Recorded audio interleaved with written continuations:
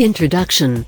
Last year's ZTE Axon and Axon Pro were a delightful surprise, nicely spec'd out smartphones with vanilla Android on board, all at very competitive price points.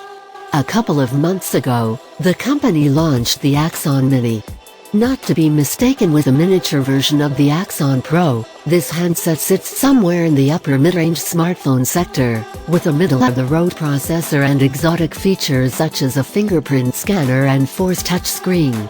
Last, but most certainly not least, the stock Android experience has been replaced by a complete reskin with lots of new features, named MiFavor UI. ZTE Axon Mini Review. ZTE Axon Mini Review. ZTE Axon Mini Review. ZTE Axon Mini Review. The Axon Mini isn't sold in the US, and most probably won't be. It's meant for the Asian markets, but daring tech lovers can still buy and import it from third-party websites. Prices vary, generally hovering around the $400 mark, but mind you, that's before shipping and tax. So, let's see if what this smartphone has in stock is worth the trouble. In the box, ZTE Axon Mini micro data cable wall charger and ear headphones, plastic back cover, quick start guide, SIM ejector tool. Design smaller, but still shiny. The ZTE Axon Mini certainly doesn't look or feel like anything short of a well-made smartphone.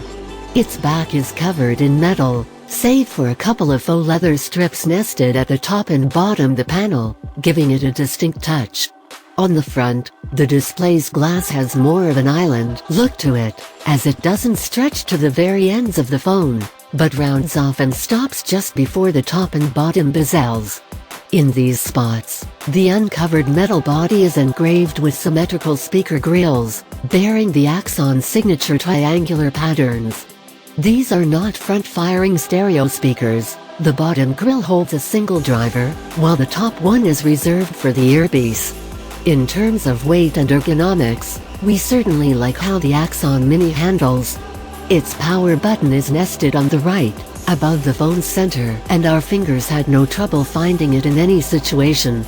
The volume rocker is not hard to reach and operate, thanks to the handset's rather compact size, but we found it to be a bit too high for our liking.